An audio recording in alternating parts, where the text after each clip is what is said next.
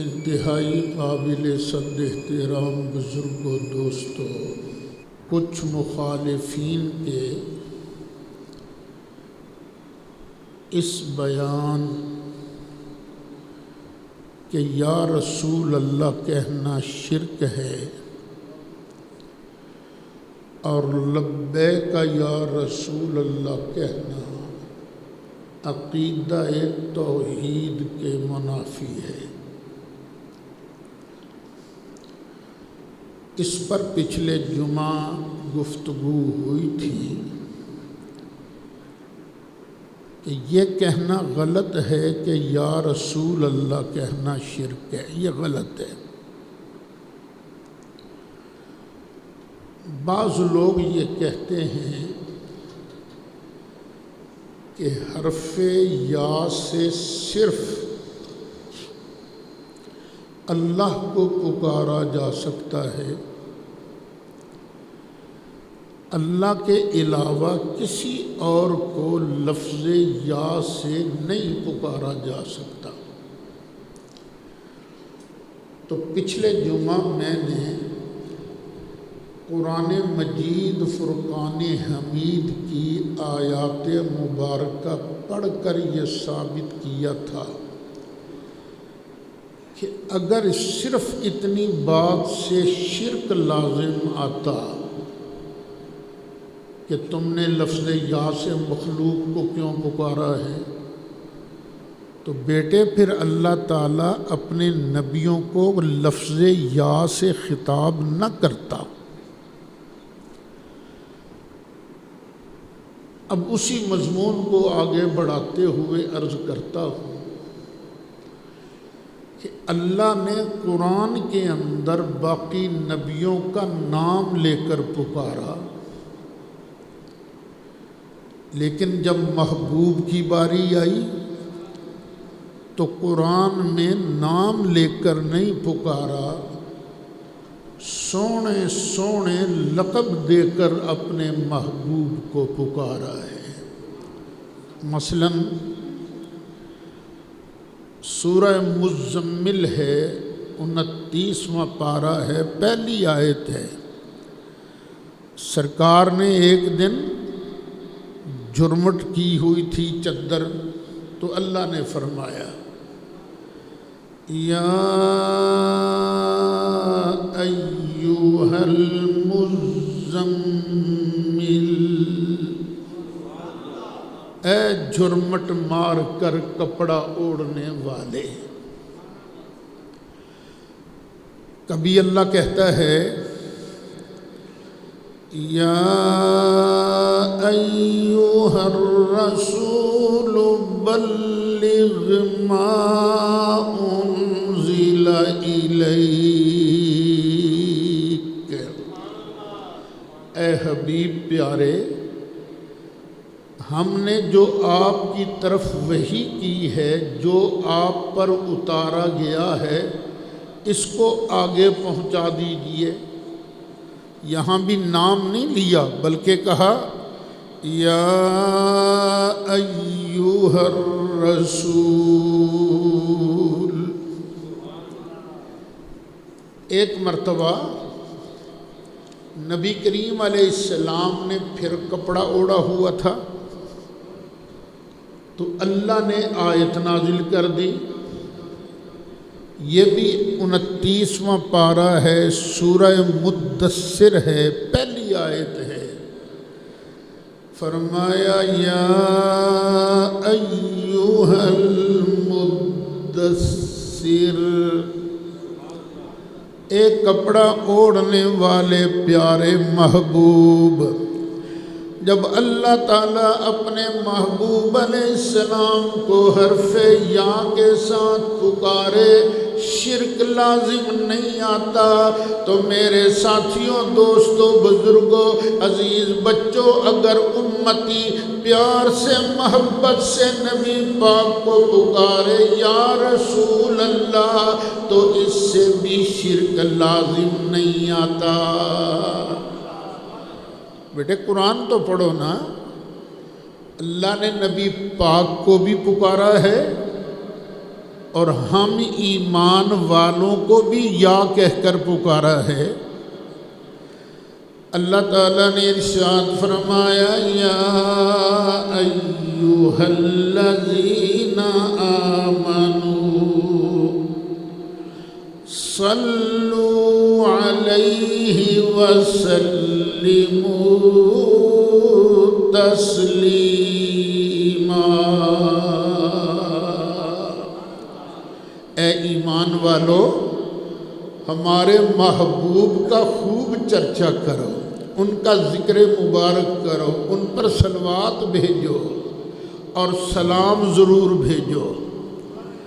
ایک جگہ فرمایا یا ایھا الذین آمنوا لا ترفعوا اصواتکم فوق صوت النبی۔ اے ایمان والو، جب تم نبی کریم علیہ السلام کے ساتھ گفتگو کرو تو دوران گفتگو تمہاری آواز ہمارے نبی پاک کی آواز سے اونچی نہیں ہونی چاہیے صلی اللہ علیہ وسلم۔ تو یہاں بھی اللہ تعالیٰ ہمیں یا کے ساتھ خطاب کر رہا ہے ایمان والوں کو۔ اچھا، پھر اللہ تعالیٰ نے مومنوں کو کافروں کو دونوں کو ملا کر خطاب کیا۔ فرمایا یا ایھا الناس اعبدوا ربکم۔ اوے انسانوں، اپنے رب کی عبادت کرو، اپنے رب کی پوجا کرو۔ یہ خطاب ہمیں بھی ہے اور نہ ماننے والوں کو بھی۔ پتہ چلا یا کے ساتھ خطاب کرنے سے شرک لازم نہیں آتا، یا کے ساتھ پکارنے سے شرک اسی وقت بنے گا جب دوسرے کو معبود سمجھ کے پکارا جائے گا۔ ہم اللہ کی قسم ہے نبی کریم علیہ السلام کو معبود سمجھ کر نہیں پکارتے، بلکہ ہم تو نبی کریم علیہ السلام کو اللہ کا محبوب سمجھ کر پکارتے ہیں۔ اچھا، اللہ تعالیٰ نے میرے کافروں کو بھی یا کہہ کر پکارا۔ فرمایا قل یا ایھا الکافرون۔ اے پیارے حبیب، تم کہہ دو اے کافرو۔ اب یہاں اللہ کے کہنے سے نبی کریم علیہ السلام کافروں کو بھی یا کہہ کر پکار رہے ہیں۔ پتہ چلا یا کہہ کر پکارنا شرک نہیں۔ اور ہم جو سرکار کی بارگاہ میں عرض کرتے ہیں نا، یا رسول اللہ انظر حالنا، یا حبیب اللہ اسمع قالنا، یا رسول اللہ انظر حالنا، یا حبیب اللہ اسمع قالنا۔ ارے ہم انسان تو انسان، بے ایمان تو بے ایمان، اللہ نے تو آگ کو بھی یا کہہ کر پکارا ہے۔ کب؟ جب ابراہیم علیہ السلام کو نمرود نے منجنیق میں ڈال کر آگ کی طرف پھینکا تھا، آپ اڑتے ہوئے جا رہے تھے نا، اس وقت اللہ نے فرمایا یا نار کونی بردا وسلاما علی ابراہیم۔ ہم نے فرمایا تھا اے آگ، یا نارو اے آگ، کونی بردم وسلاما على إبراهيم.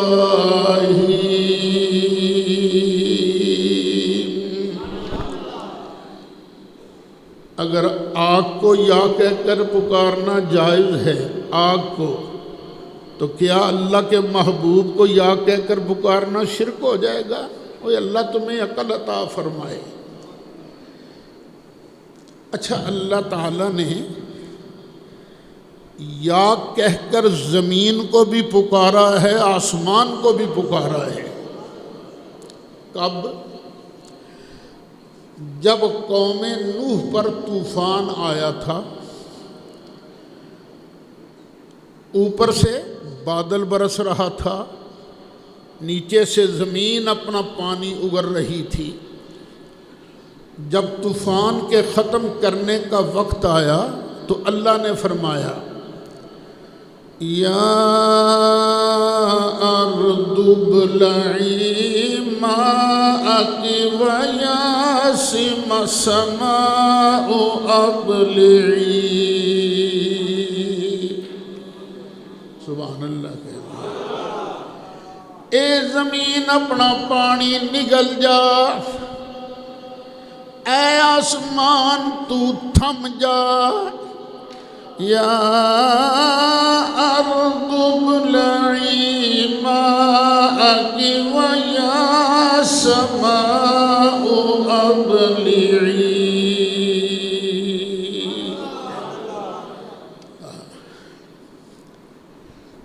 اچھا، جب ہم یہ آیتیں پیش کرتے ہیں تو یہاں پر ایک سوال ہوتا ہے. جتنی آیتیں تم نے پڑھی ہیں، ان آیتوں میں پکارنے والا ہے اللہ، اور جن کو پکارا گیا ہے وہ ہیں اس کی مخلوق. تو اللہ تعالیٰ اپنی مخلوق سے دور تو نہیں ہے نا، وہ تو قریب ہے. کتنا قریب ہے؟ اللہ تعالیٰ ارشاد فرماتا ہے اذا سألک عبادی عنی فإنی قریب.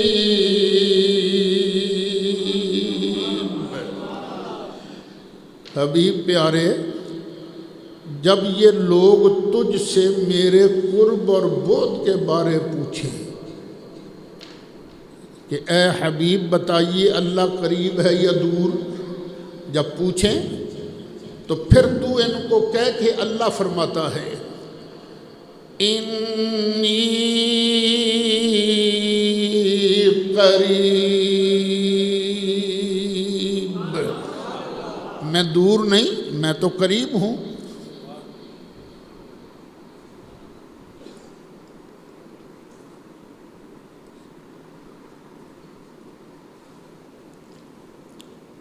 تو بھئی یہ آیتیں مت پیش کرو. سوال کیا جاتا ہے ہم سے، کیونکہ یہاں تو قریب والا پکار رہا ہے اور تم تو دور ہو مدینہ شریف سے، تم یا رسول اللہ کیوں کہتے ہو؟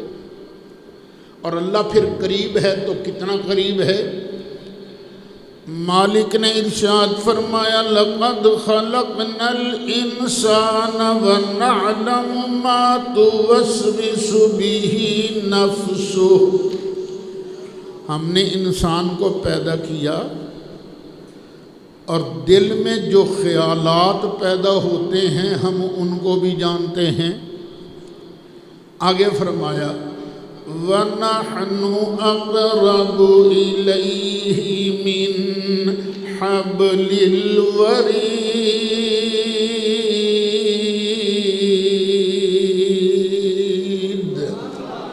ہم تو تمہاری رگ جان، تمہاری شاہ رگ سے بھی زیادہ قریب ہیں. اللہ نے اگر آدم علیہ السلام کو پکارا تو قریب سے پکارا، حضرت نوح کو پکارا تو قریب سے پکارا، ابراہیم علیہ السلام کو پکارا تو قریب سے پکارا، حضرت موسیٰ عیسیٰ کو پکارا تو قریب سے پکارا، اپنے محبوب کو پکارا تو قریب سے پکارا، ایمان والوں کو پکارا تو قریب سے پکارا، اگر زمین و آسمان کو پکارا، آگ کو پکارا تو قریب سے پکارا، وَنَحْنُ أَقْرَبُ إِلَيْهِ مِنْ حَبْلِ الْوَرِيدِ۔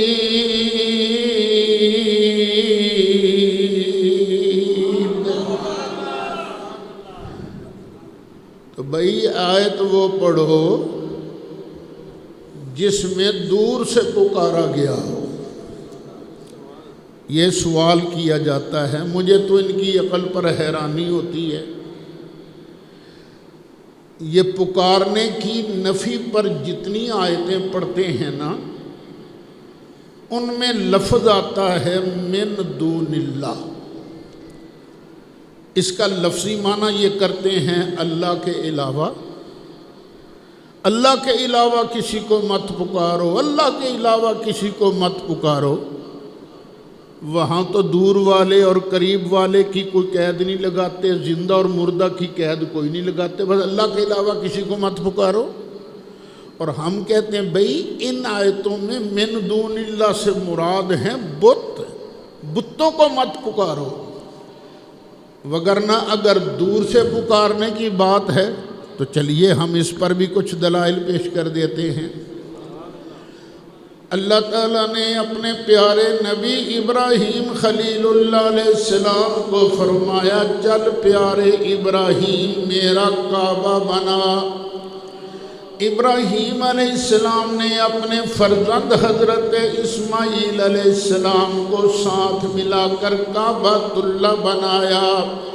جب کعبۃ اللہ بن گیا، اب اللہ تعالیٰ نے دوسرا آرڈر دیا، وَأَذِّن فِي النَّاسِ بِالْحَجِّ۔ اے ابراہیم پیارے، لوگوں کو حج کے لیے پکار، حج کے لیے بلا، یَأْتُوکَ رِجَالًا۔ جب تو حج کے لیے بلائے گا، لوگ پیدل چلتے ہوئے بھی تیرے پاس آ جائیں گے۔ وَعَلَىٰ كُلِّ ضَامِرٍ يَأْتِينَ مِن كُلِّ فَجٍّ عَمِيقٍ۔ اور دور دراز کے رستوں سے دبلی پتلی اونٹنیوں پر سواریوں پر سوار ہو کر بھی یہاں آ جائیں گے۔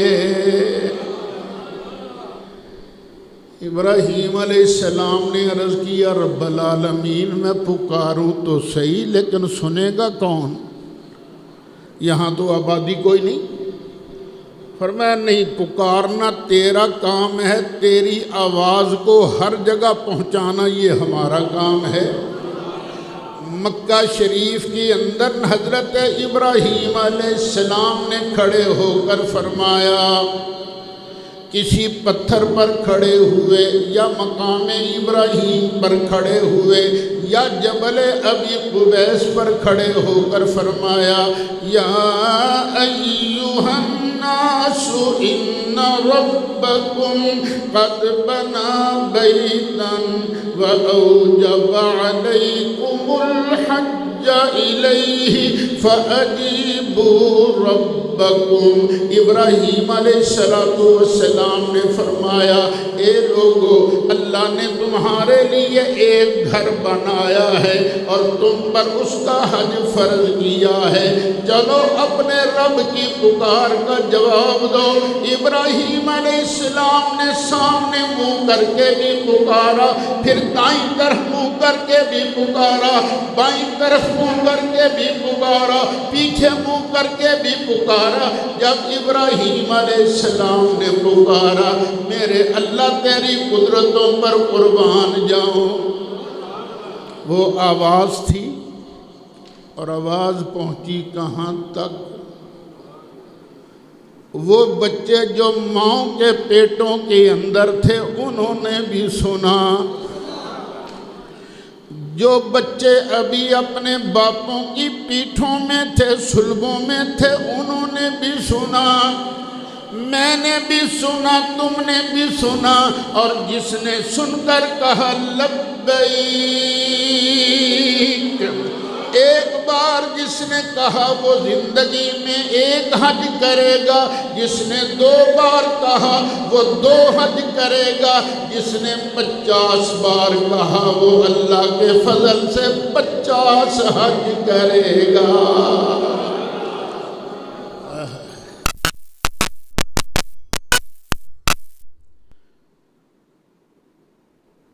اب دور والے نے پکارا یا قریب والے نے؟ اونچا بولو۔ پکارا دور والے نے، لیکن آواز کو پہنچایا کس نے؟ اللہ تعالیٰ نے۔ ہم بھی پکارتے ہیں نا، یا رسول اللہ انظر، یا حبیب اللہ اسمع، پکارتے ہم ہیں۔ جس طرح میری آواز تمہارے کانوں تک پہنچ رہی ہے، پہنچانے والا ہے اللہ، اسی طرح ہماری فریاد بھی روضہ انور تک پہنچ رہی ہے، لیکن پہنچانے والا ہے اللہ۔ تمہارا کیا خیال ہے؟ اللہ کمزور ہے کہ قریب والے تک تو آواز پہنچا دیتا ہے، دور والے تک آواز نہیں پہنچاتا؟ اب تو سائنس نے بڑے مسئلے حل کر دیے۔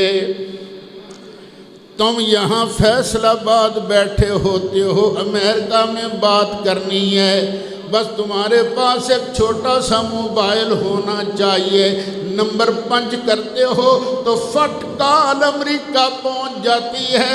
اور اسی طرح ایمان والو، تم یہاں فیصل آباد میں بیٹھے ہو، روضہ شریف تک درود شریف والے موبائل سے نمبر پنچ کرتے ہو تو تمہاری آواز اللہ کے محبوب کے کانوں تک پہنچ جاتی ہے۔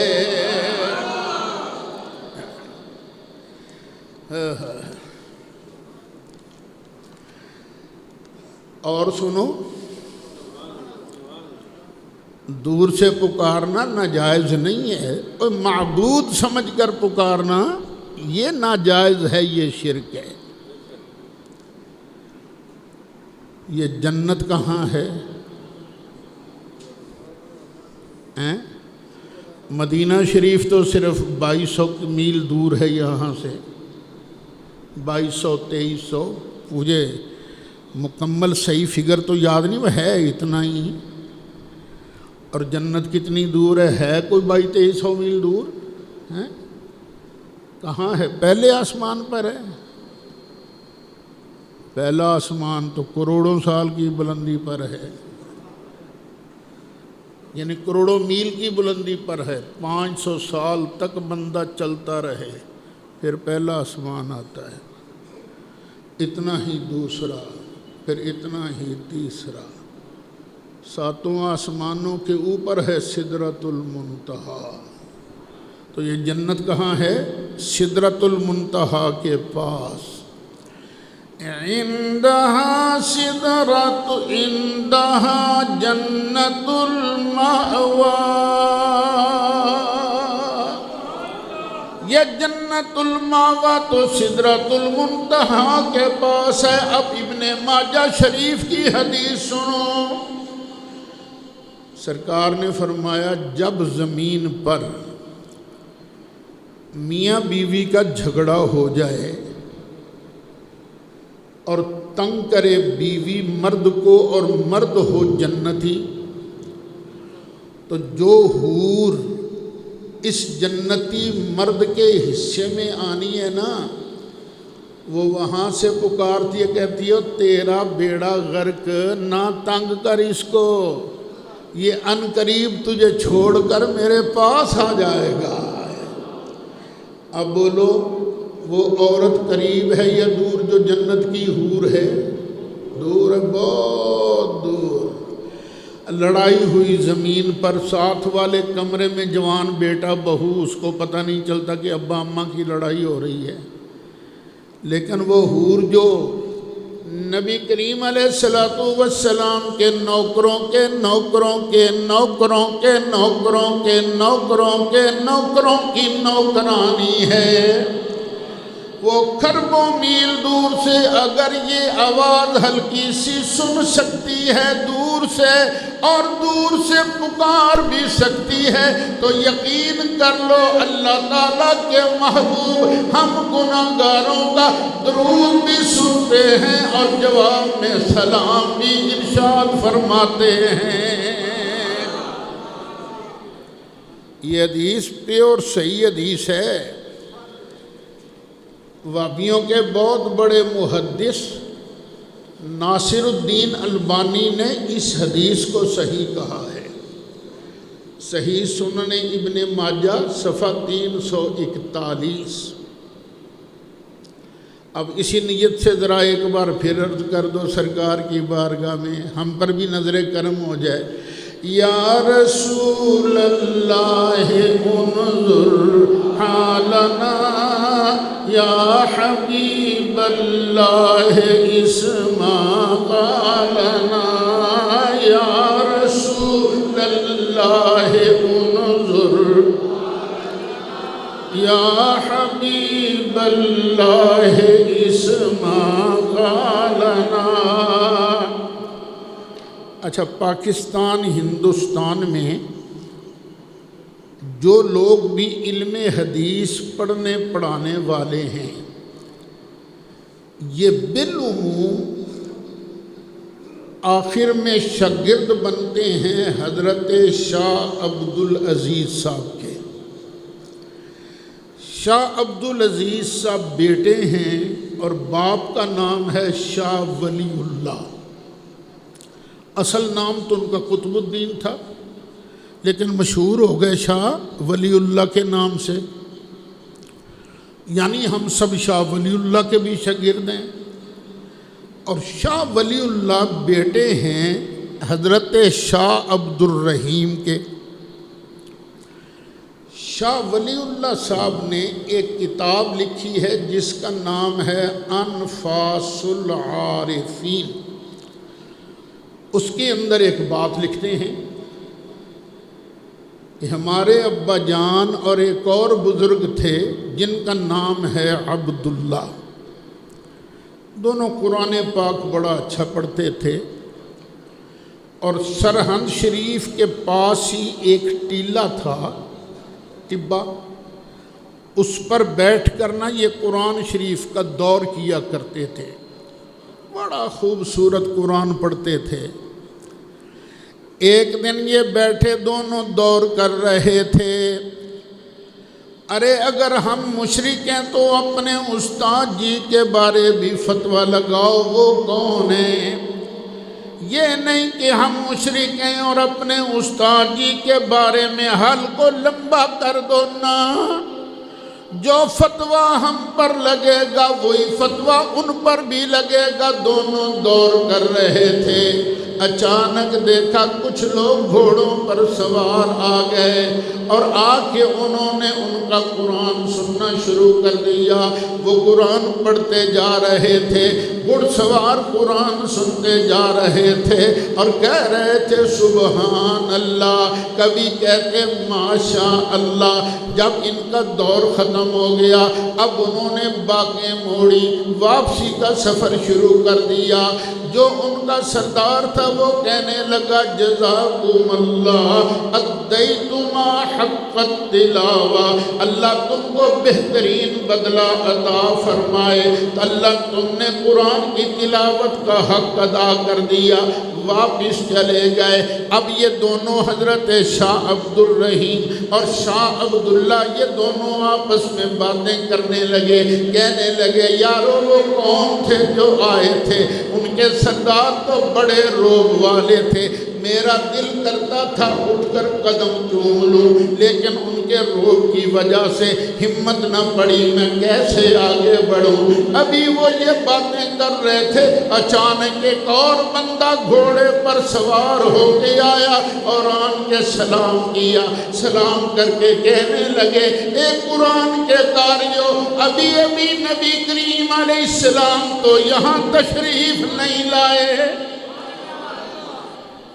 دونوں نے سنا تو کہا، اوے آنے والے کوئی آئے تو تھے لیکن ہم پہچان نہیں سکے، بڑا روشن چہرہ،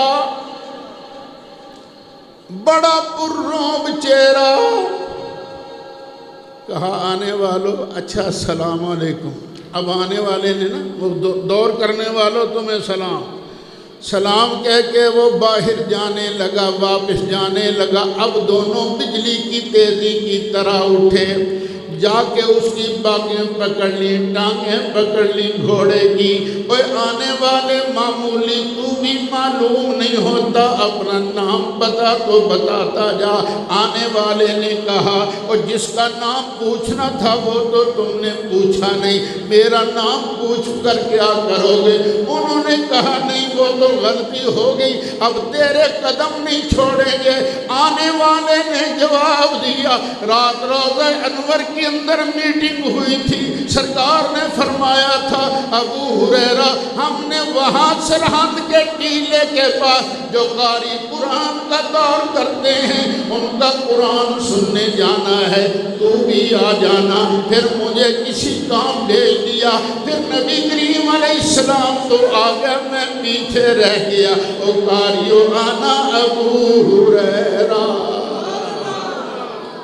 اگر نبی کریم علیہ السلام سرحد کے ٹیلے پر قاریوں کا قرآن سننے کے لیے جلوہ گری فرما سکتے ہیں تو اللہ کی قسم ہے، ہم غریبوں، ہم غلاموں کا درود نبی کریم علیہ السلام اپنے روضہ میں سنتے بھی ہیں، اور اگر چاہیں تو یہاں شیخ کالونی میں جلوہ گری بھی فرما سکتے ہیں۔ ایسے تو نہیں ہم کہتے اور ڈنکے کی چوٹ کہتے ہیں۔ یاسین و طٰہٰ کملی والا قرآن کی تفسیر، یاسین و طٰہٰ قرآن شاہد و قاسم حاضر و ناظر، شاہد و قاسم حاضر و ناظر، آیا سراج منیر نبی اللہ اللہ اللہ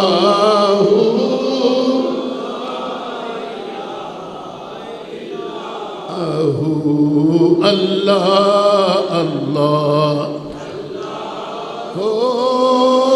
لا الہ الا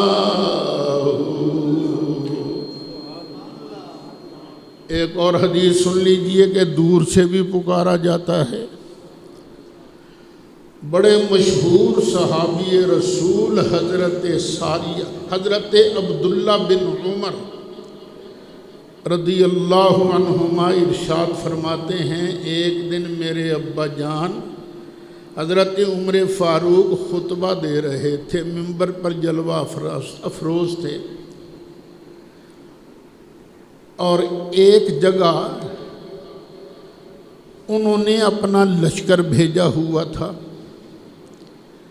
اور لشکر کا کمانڈر بنایا تھا ساریہ کو، ساریہ نامی ایک شخص کو۔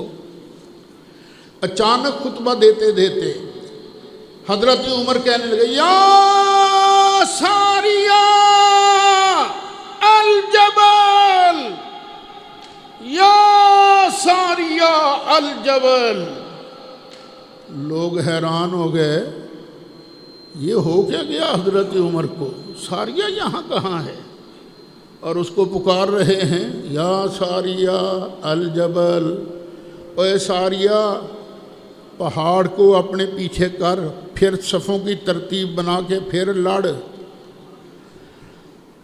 چند دنوں بعد ایک آدمی آیا اسی لشکر کا، کہنے لگا کہ ہم دشمنوں کے نربے میں آ چکے تھے، گھر چکے تھے، اچانک ہمیں حضرت عمر کی چیختی ہوئی آواز آئی، اے ساریہ پہاڑ کو اپنے پیچھے کر لے تاکہ تیری بیک سائیڈ محفوظ ہو جائے۔ ہم نے حضرت عمر کی ہدایت پر عمل کیا تو کافروں کا گھیرا ٹوٹ گیا، ہم نے پھر ان پر حملہ کیا تو اللہ تعالیٰ نے ان کو شکست فاش عطا فرمائی۔ یہ مشکات شریف سے پڑھ رہا ہوں، صفحہ 546 سے پڑھ رہا ہوں، باب الکرامات سے پڑھ رہا ہوں۔ حافظ ابن کثیر نے کہا ھذا اسناد جید حسن، یہ بڑی سونی سند ہے، عمدہ سند ہے، حسن سند ہے۔ اب ذرا غور سے دیکھنا اس میں کتنی کرامتیں ظاہر ہوتی ہیں۔ حضرت عمر خطاب کر رہے ہیں، میں بھی جمعے کے دن خطاب کر رہا ہوں، لیکن دیوار کے پیچھے مجھے کچھ نظر نہیں آتا، پر قربان جائیں حضرت امیر المومنین عمر فاروق کے، اللہ تعالیٰ نے سارے پردے ہٹا دیے، لشکر کی کیفیت منکشف کر دی، اور پھر اللہ تعالیٰ نے حضرت عمر کو بچت کا طریقہ بھی سکھا دیا۔ پھر حضرت عمر نے آواز لگائی تو حضرت عمر کی آواز کو اللہ تعالیٰ نے اس لشکر تک پہنچا دیا۔ ارے بھئی یہ دور سے پکارا گیا تھا، دور سے پکارنا اگر شرک ہوتا اللہ تعالیٰ کبھی حضرت عمر پر یہ کرم نہ کرتا، اللہ تعالیٰ کبھی مسلمانوں کے لشکر پر کرم نہ کرتا۔ جو اللہ حضرت عمر پر معاملات منکشف کر دیتا ہے وہی اللہ ہمارے لجپال آقا پر بھی دنیا کے معاملات منکشف کر دیتا ہے۔ اس لیے ہم کہتے ہیں یا رسول اللہ انظر،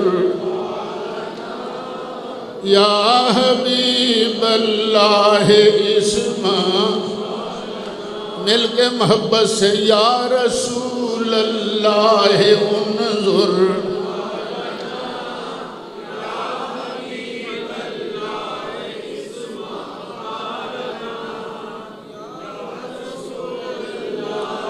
انظر حالنا باللہ اسمع قالنا۔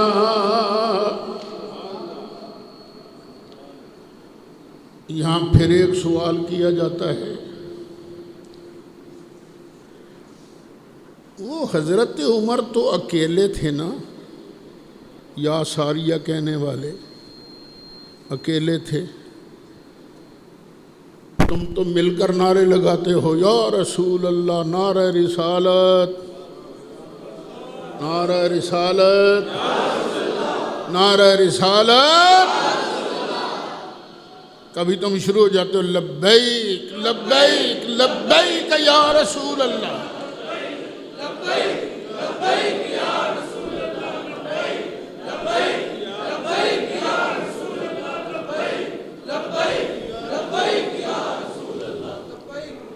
یہ مل کر یا رسول اللہ کا نعرہ لگانا یہ کہاں لکھا ہوا ہے؟ ابھی یہ میں مسلم شریف سے دکھا دیتا ہوں، حدیث کی دوسری سب سے بڑی کتاب صحیح مسلم جلد 2 صفحہ 419، تیرا نام مننے پکا 420 ہے۔ نبی کریم علیہ السلام ہجرت کر کے مدینہ منورہ تشریف لائے۔ مدینہ منورہ کے ساتھیوں پر تو جشن کی کیفیت طاری ہو گئی، سرکار کی سواری آ رہی ہے، فَصَعِدَ الرِّجَالُ وَالنِّسَاءُ فَوْقَ الْبُيُوتِ، سرکار کے آنے کا منظر دیکھنے کے لیے مرد اور عورتیں گھروں کی چھتوں پر چڑھ گئے۔ وَتَفَرَّقَ الْغِلْمَانُ وَالْخَدَمُ فِي الطُّرُقِ، اور مدینہ طیبہ کی گلیوں میں لڑکے اور غلام پھیل گئے وہاں چپ کر کے نہیں کھڑے تھے، بلکہ ینادون نعرے لگا رہے تھے، یا محمد یا رسول اللہ، یا محمد یا رسول اللہ۔ کیا نعرہ لگا رہے تھے؟ یا محمد یا، کوئی آواز خاموش نہ رہے، یا محمد یا۔ یہ تو اکٹھے ہو کر مدنی صحابہ کرام نے نعرہ رسالت لگایا تھا، نعرہ رسالت۔ وہ تو چھتوں پر چڑھ گئے تھے، گلیوں میں تھے۔ اچھا اب دیکھو، سرکار اگرچہ بہت زیادہ ان سے دور نہیں تھے جسم مبارک، لیکن بہت زیادہ قریب بھی تو نہیں تھے نا۔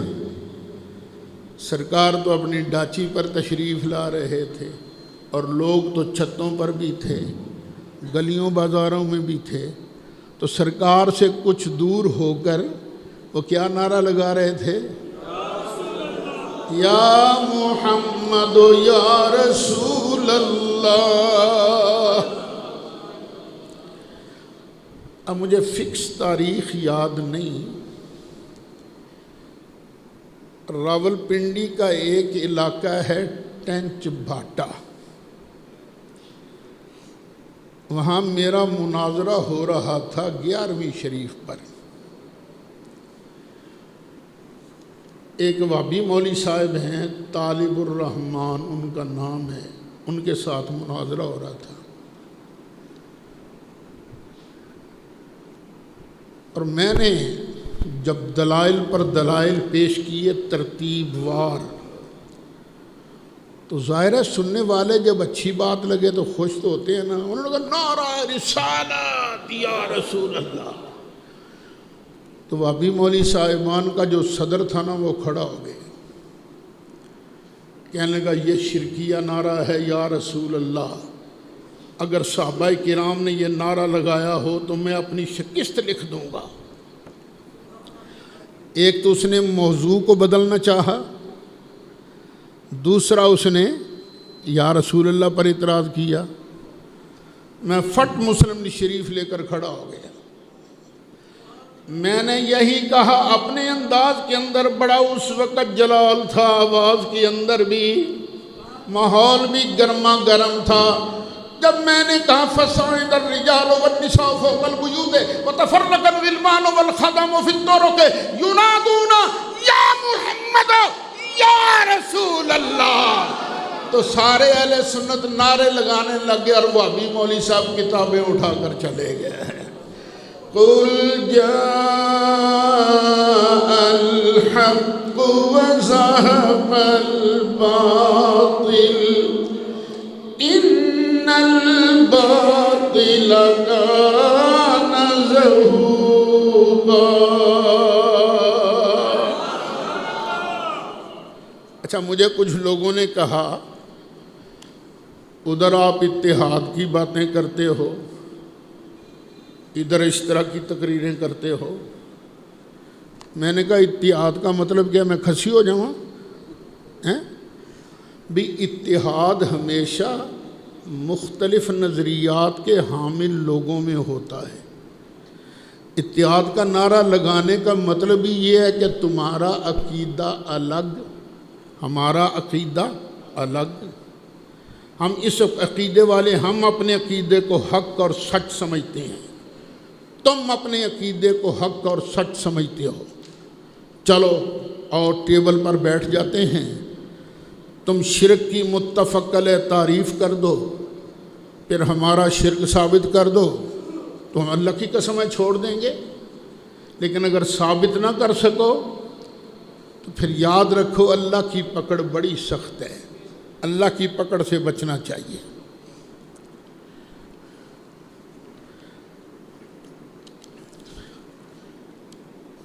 پھر یہاں پینترا بدل کر ایک بات اور کی جاتی ہے، نہیں اس وقت جب صحابہ یا رسول اللہ کہہ رہے تھے نا، اس وقت تو سرکار زندہ تھے، لیکن آج جب تم سرکار کو پکارتے ہو، سرکار تو قبر انور میں ہیں، ٹھیک ہے جس میں مبارک سلامت تو ہے، لیکن موت تو آئی ہے نا۔ آپ قرآن سے ثابت کرو کہ مردہ کو پکارنا کیسا ہے، یہ قرآن سے ثابت کرو۔ میں نے کہا اچھا بھی تم مطالبے کرتے جاؤ، میں قرآن سے تمہارے مطالبے پورا کرتا جاؤں گا۔ لو جی تیسرا پارہ ہے، وَإِذْ قَالَ إِبْرَاهِيمُ رَبِّ أَرِنِي كَيْفَ تُحْيِي الْمَوْتَى،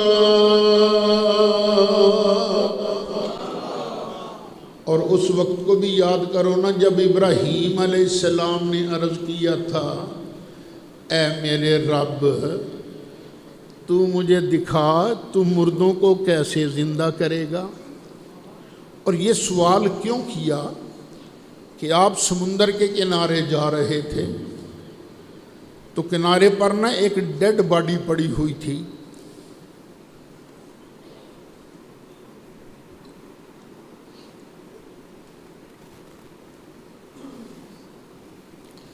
زمین کے جانور یا کتے بلے گیدڑ بھیڑیے یہ بھی آ کے اس ڈیڈ باڈی کو کھا رہے تھے،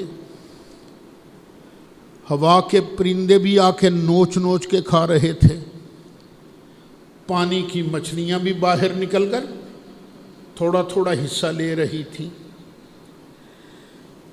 ابراہیم علیہ السلام کے دل میں آیا یہ تو ایک ڈیڈ باڈی ہے،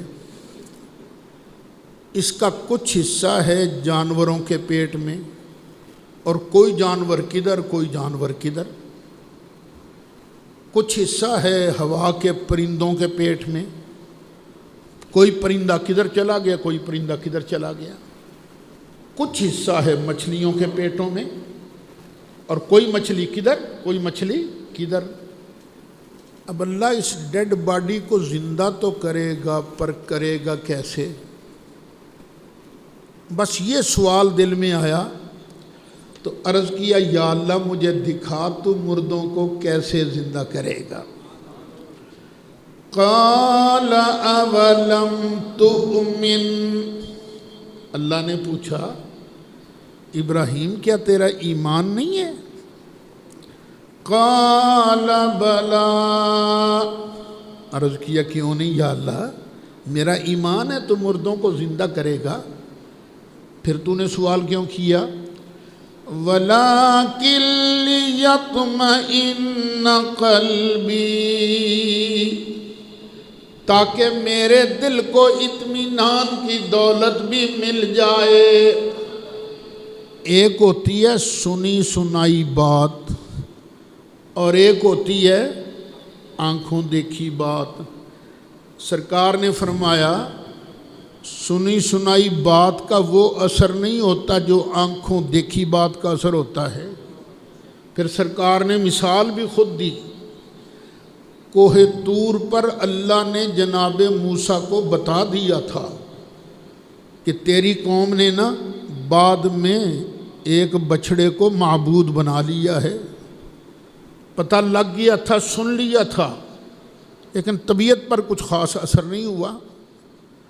اور جب واپس آئے اپنی آنکھوں سے دیکھا نا کہ یہ بت کو یہ بچھڑے کو پوج رہے ہیں، تھر تھر کانپنے لگے، ہاتھ میں تورات کی تختیاں تھیں وہ بھی زمین پر گر گئیں، بڑے بھائی حضرت ہارون علیہ السلام کی داڑھی کو بھی پکڑ لیا، یہ آپ کے ہوتے ہوئے کیوں ایسا ہو گیا؟ سرکار فرماتے ہیں بات وہی تھی، پہلے اثر نہیں ہوا تھا، کیوں؟ وہ سنی سنائی بات تھی۔ لیکن اب اثر کیوں ہو گیا؟ اب آنکھوں دیکھا نا، تو یہاں بھی ابراہیم علیہ السلام آنکھوں سے دیکھنا چاہتے تھے، آنکھوں سے۔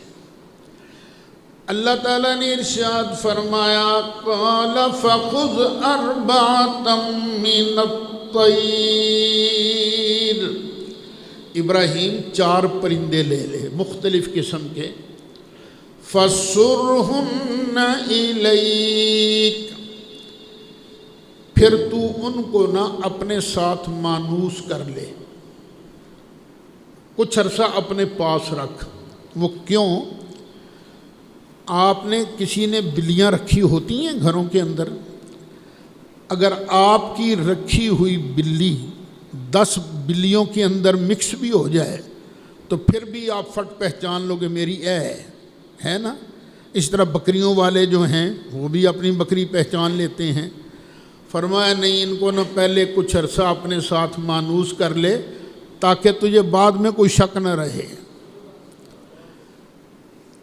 مانوس کرنے کے بعد ان کو ذبح کر کے ان کا قیمہ بنا،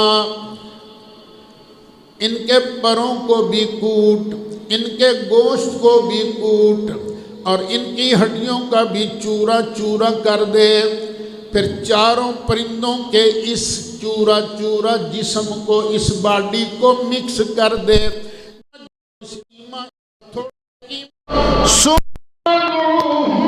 تو پکار تو صحیح یأتینک سعیا، حضرت ابراہیم نے پکارا یا طاؤس، اوے مور۔ تو مور کا جو قیمہ جہاں تھا نا وہاں سے اپنی جگہ سے اٹھا، ایک جگہ سارا قیمہ اکٹھا ہو گیا، اور سچ مچ کا مور بن کرنا وہی مور ابراہیم علیہ السلام کے پاس آ گیا۔ اب قرآن میرے سامنے ہے، مجھے بتاؤ ابراہیم علیہ السلام نے جن کو پکارا تھا ان کا جسم سلامت تھا؟ زندہ تھے مردہ تھے؟ مردہ۔ جسم بھی سلامت نہیں، اکٹھا تھا ایک جگہ نہیں، الگ الگ جگہ تھا نا۔ تو ابراہیم علیہ السلام نے ان مردہ پرندوں کو پکارا کہ نہیں پکارا؟ پھر اللہ نے ان مردہ پرندوں کو حضرت ابراہیم کی آواز سنائی کہ نہیں سنائی؟ پھر اللہ نے ان کو زندہ کر کے بھیجا کہ نہیں بھیجا؟ ارے اللہ تعالیٰ تمہیں عقل نصیب فرمائے، ہدایت نصیب فرمائے، ایسے ہی نہیں شرک کا فتویٰ ٹھک لگا دینا چاہیے۔ اگر ابراہیم علیہ السلام ان پرندوں کو پکار سکتے ہیں جن کا جسم سلامت نہیں، جن کا جسم ہے ٹوٹے ٹوٹے ٹکڑے ٹکڑے، قریب بھی نہیں دور ہے، اگر ابراہیم علیہ السلام ان کو پکارے ان کی توحید میں فرق نہیں آتا، اسی طرح ہم غلام اپنے اس آقا کو پکارے جن کا جسم منور، جسم معمر اپنے روضہ انور کے اندر صحیح سلامت موجود ہے، اور وہ درود بھی سنتے ہیں، تو ان کا پکارنا بھی کبھی شرک نہیں ہو سکتا۔ پھر کہو یا رسول اللہ انظر، یا حبیب اللہ اسمع، یا حبیب اللہ اسمع، یا رسول اللہ انظر، یا حبیب اللہ اسمع، اننی فی بحر ہم مغرق، خذ یدی سہل لنا اسقالنا، یا رسول اللہ انظر، یا حبیب اللہ اسمع قالنا۔ دارالعلوم دیوبند کے جو بانی ہیں مولانا محمد قاسم نانوتوی،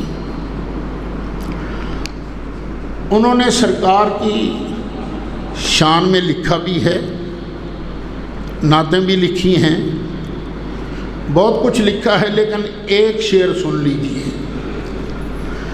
وہ سرکار کے بارگاہ میں عرض کرتے ہیں اور کہتے ہیں دیوبند میں بیٹھ کر، مدد کر اے کرم احمدی کے تیرے سوا، مدد کر اے کرم احمدی کے تیرے سوا، نہیں ہے پاس میں بے کس کا کوئی حامی کار، نہیں ہے پاس میں بے کس کا کوئی حامی کار۔ اگر دیوبند کے بانی دیوبند میں بیٹھ کر سرکار کو پکار سکتے ہیں مدد کے لیے، تو ہم بھی مدد کے لیے سرکار کو پکار سکتے ہیں اور کہہ سکتے ہیں یا رسول اللہ انظر، یا حبیب اللہ اسمع، یا رسول اللہ انظر، یا حبیب اللہ اسمع۔ اچھا، مولانا قاسم نانوتوی کے مرشد، مولانا رشید احمد گنگوہی کے مرشد، مولانا اشرف علی تھانوی کے مرشد، مولانا خلیل احمد امبیٹوی کے مرشد، سب علماء دیوبند کے پیر و مرشد حاجی امداد اللہ صاحب مہاجر مکی، ان سے کسی نے پوچھا کہ حضور ذرا سرکار کی زیارت کا طریقہ تو بتا دیجئے۔ تو وہ کہتے ہیں کہ نبی کریم علیہ السلام کی نہ صورت کا تصور کرو کہ نبی کریم علیہ السلام سفید شفاف کپڑے پہن کر، سبز رنگ کی پگڑی پہن کر جلوہ فرما ہیں، اور اس منور چہرے کا تصور کرے، سرکار کے چہرے کا، اور پھر دائیں طرف منہ کر کے کہے الصلاۃ والسلام علیک یا رسول اللہ،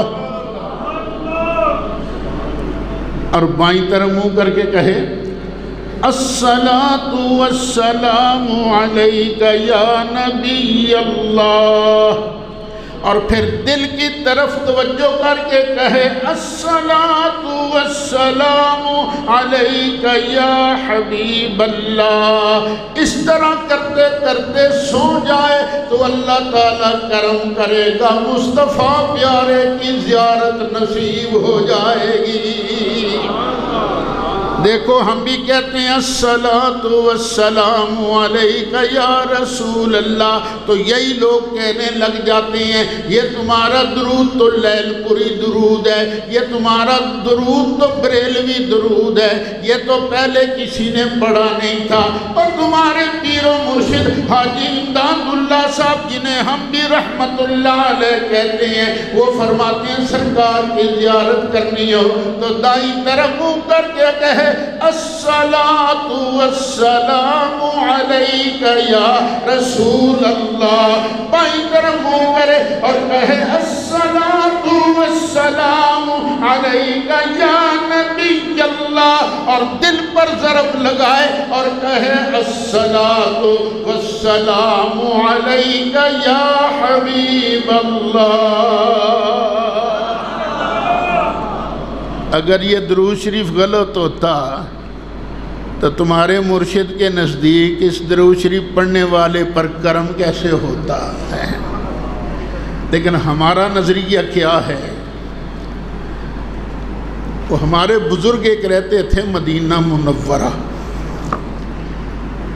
جو حضرت مولانا شاہ احمد نورانی صدیقی رحمت اللہ علیہ کے دادا سسر، مولانا ضیاء الدین مدنی رحمت اللہ علیہ، ہمارے حلقے میں لوگ ان کو کہتے ہیں قطب مدینہ، مدینہ شریف کے قطب، فوت ہو چکے ہیں۔ ان سے کسی نے پوچھا حضور کوئی ایسا وظیفہ بتا دیں جس سے مجھے سرکار کی زیارت نصیب ہو۔ تو انہوں نے آگے سے فرمایا اللہ نے کوئی ایسا وظیفہ بنایا ہی نہیں جو اس کے محبوب کو قید کر کے لا سکے، یہ تو ان کا کرم ہے، جس پر ہو جائے اس کو زیارت عطا فرما دے۔ بس محبت اور پیار عقیدت سے لگے رہو، عرض کرتے رہو، پتہ نہیں کس وقت کرم ہو جائے، سنتیں ادا فرمانی۔